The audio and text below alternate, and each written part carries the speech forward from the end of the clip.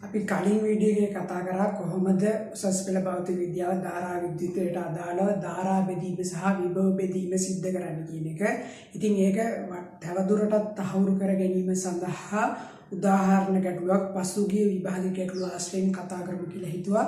ඉතින් 2014 48 MCQ එක තමයි උදාහරණ ගැටලුව විදිහට අපි කතා කරන්න හදන්නේ.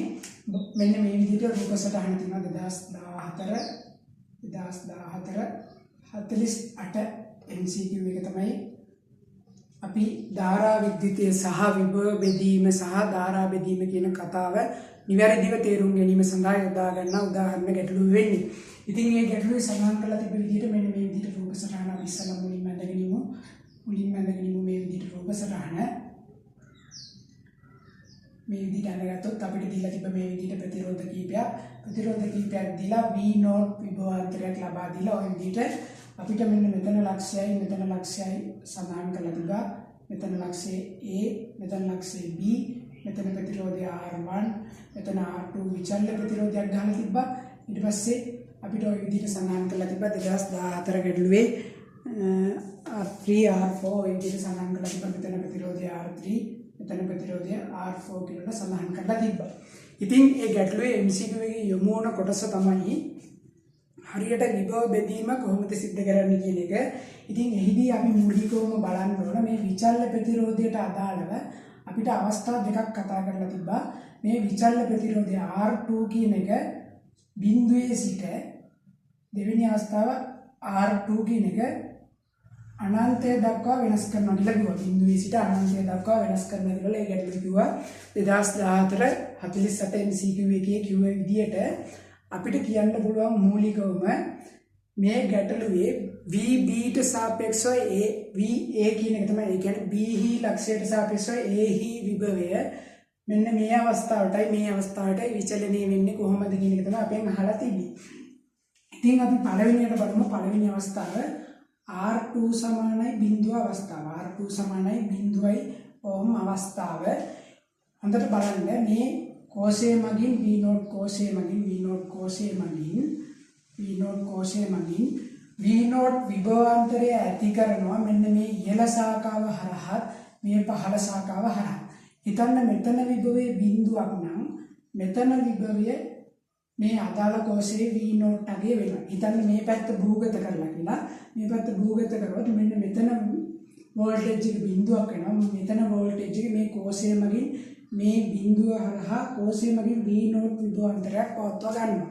අපි බොහෝ වෙලාවට මෙවැනි ගැටලුවදී තර්ක කරන්නේ කොහොමද? ඍණාග්‍රය භූගත කරලා ධනාග්‍රය මේ කෝෂය මගින් ඇති කරන විභවාන්තරයක් ඇති කරනවා කියන එක. එතකොට මෙතන බිඳුවයි නම් මෙතන V0 අගයක් ඇති කරනවා. එතකොට මේ ඉහළ ශාඛාව හරහා V0 විභවාන්තරයක් තියෙනවා.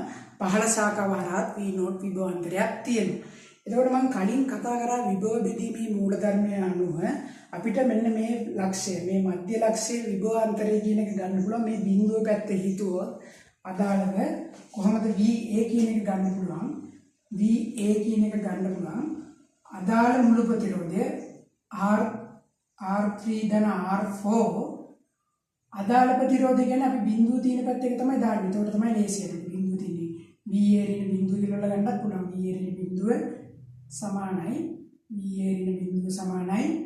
මුළු ප්‍රතිරෝධය R3 ධන R4. මේක හිතන්න මෙන්න මේ විදිහට ශ්‍රේණිගත විදිහට. ඊට පස්සේ අදාළ ප්‍රතිරෝධය අපිට ඕනේ මෙන්න මෙතන එකනේ.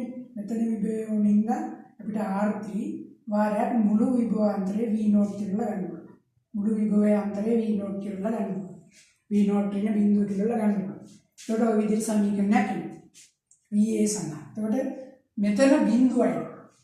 හොඳට තේරුම් ගන්න මේ R2 කියන එක බිඳුවයි නම් මෙතන ප්‍රතිරෝධයක් නැහැ. එතකොට මෙතන ඇති කරන විභවය තමයි මෙතන තියෙන්නේ. එතකොට ඒ අවස්ථාවේදී මෙතන බිඳුවයි කියන්නේ මෙතන ප්‍රතිරෝධයක් නැහැ. තනි වයර් එකක් තියෙනවා වගේ. බිඳුවයි කියන්නේ R2 සමානයි බිඳුවයි කියන්නේ මෙතන ප්‍රතිරෝධයක් නැහැ. ඔහොම කෙලින්ම වයර් එක සම්බන්ධ කරලා වගේ. එතකොට අපිට කියන්න පුළුවන් මේ පැත්ත බිඳුවයි කියලා හිතුවේ මෙතන බිඳුවයි නම් මෙතන ප්‍රතිරෝධයක් නැහැ කියන්නේ VB කියන එක බිඳුව. එතකොට අපිට V A ට සාපේක්ෂව B ට සාපේක්ෂව A හි විභවය. මෙතන බිඳුවයි නම් VB කියන එක බිඳුවයි නම් VA කියන එක අපිට කෙලින්ම මෙන්න මේ සමීකරණයෙන් ගන්න පුළුවන්. VA කියන එක කෙලින්ම ගන්න පුළුවන්. VB කියන එක බිඳුවයි නම් අපිට කෙලින්ම ගන්න පුළුවන්. B ට සාපේක්ෂව A විභවය කියන එක VA සමානයි මෙන්න මේ සමීකරණය අනුව. දැන් හිතන්න මේ තියෙන පළවෙනි අවස්ථාවට අදාළව ඊළඟට අපිට තියෙන දෙවෙනි අවස්ථාවට අදාළව තර්ක කරන්න. දෙවෙනි අවස්ථාවට අදාළව තර්ක කරන්න ගියොත් මෙන්න මේ විචල්්‍ය ප්‍රතිරෝධයේ අගය අනන්තයි. අනන්තයයි කියන්නේ අපි දන්නවා R2 කියන එක අනන්තයයි කියන්නේ මෙන්න මේ වයර් දෙක ගලවලා වගේ. මෙන්න මේ වයර් දෙක ගලවලා වගේ කියලා තමයි හිතන්නේ. අන්න එතනදී ඔබ අලුතෙන් සිද්ධාන්තයක් තේරුම් ගන්න මොකක්ද යම්කිසි ප්‍රතිරෝධයක අගය බිඳුවයි නම් වයර් එක ඒ ප්‍රතිරෝධය ගලවලා කෙලින්ම සම්බන්ධ කරා වගේ කියලා හිතන්න පුළුවන්. ඊළඟ තව දෙයක් තේරුම් ගන්න මොකක්ද ප්‍රතිරෝධය අනන්තයයි කියන්නේ ඒ ප්‍රතිරෝධය ගලවලා වයර් දෙක නිදහසේ තියෙනවා. එතකොට මෙතන නිදහසේ තියෙන වයර් දෙක. එතකොට ප්‍රතිරෝධය අනන්තයි. අන්න ඕක තමයි තේරුම් ගන්න ඕන අලුත් සිද්ධාන්තය. R2 බිඳුවයි කියන්නේ වයර් දෙක එකට අමුල්ලා වගේ ප්‍රතිරෝධය ගලවලා දාලා R2 අනන්තයයි කියන්නේ යම් කිසි තැනක ප්‍රතිරෝධය බිඳුවයි කියන්නේ ඒ ප්‍රතිරෝධය ගලවලා දාලා වයර් දෙක කෙලින්ම සම්බන්ධ කරලා කෙලින්ම මූට්ටු කරලා වගේ නැත්නම් R2 නැත්නම් ප්‍රතිරෝධය අනන්තයයි කියන්නේ ප්‍රතිරෝධය ගලවලා දාලා වයර් දෙක නිදහස් අවකාශයේ නිදහස් තියෙනවා. ඒතකොට මේ දෙක අතර සම්බන්ධයක් නැහැ, ධාරා ගැලීමක් නැහැ. ඒතකොට ධාරා ගැලීමක් නැහැ කියන්නේ මේ හරහා ධාරාවක් ගැලීමක් නැහැ කියන්නේ ඉහළ ශාඛාව හරහා ධාරා ගැලීමක් නැහැ. ඉහළ ශාඛාවක් හරහා ධාරා ගැලීමක් නැහැ කියන්නේ ප්‍රතිරෝධයක් කරා ධාරා ගැලුවොත් තමයි IR ගුණිතයක් බැසීම සිද්ධ වෙන්නේ. IR ගුණිතයක් බැහිම සිද්ධ වෙන්නේ මේ ප්‍රතිරෝධය හරහා I ධාරාවක් ගැලුවොත්. හැබැයි මෙතන I ධාරා නැහැ කියන්නේ මෙන්න මෙතන V නෝට් විභවයමයි මෙන්න මේ යගේ. එතකොට R2 කියන එක අනන්ත අවස්ථාවේදී අපිට කියන්න පුළුවන් VB කියන එක සමානයි V නෝට් කියලා. VB සමානයි V නෝට් කියලා කියන්න පුළුවන්. ඒ වගේම මෙතනදී මේ පහළ ශාඛාවට කිසියම් වෙනසක් කරේ නැති හින්දා අපිට ඒක VA කියන එක ඒ විදිහටම ගන්න පුළුවන්. VA සමානයි අදාළ මුළු ප්‍රතිරෝධය R3 ධන R4 වාරයක් අදාළ ප්‍රතිරෝධය R3 වාරයක් V නෝට් කියලා. ඒකට අපෙන් අහන්නේ VB ට සාපේක්ෂව VA කියන එක. VB ට සාපේක්ෂව VA කියන එක. VB ට සාපේක්ෂව VA කියන එක තමයි අහලා තියෙන්නේ. එතකොට අපිට ගන්න පුළුවන් VB ට සාපේක්ෂව VA කියන එක අපිට ගන්න පුළුවන් VA ඍණ VB කියන එක.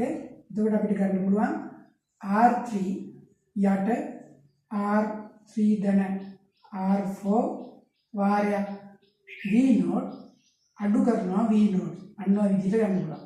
මෙන්න මේ විදිහට ගන්න පුළුවන්. එතකොට VB ට සාපේක්ෂව A හි වෝල්ටේජ් එක කියන එක අපිට ඔය විදිහට ගන්න පුළුවන්. නිවැරදි පිළිතුර ගුණේ 4 වෙනි ප්‍රතිරෝධය තමයි. 4 වෙනි උත්තරේ තමයි ආන්සර් විදිහට ගන්න තියෙන්නේ.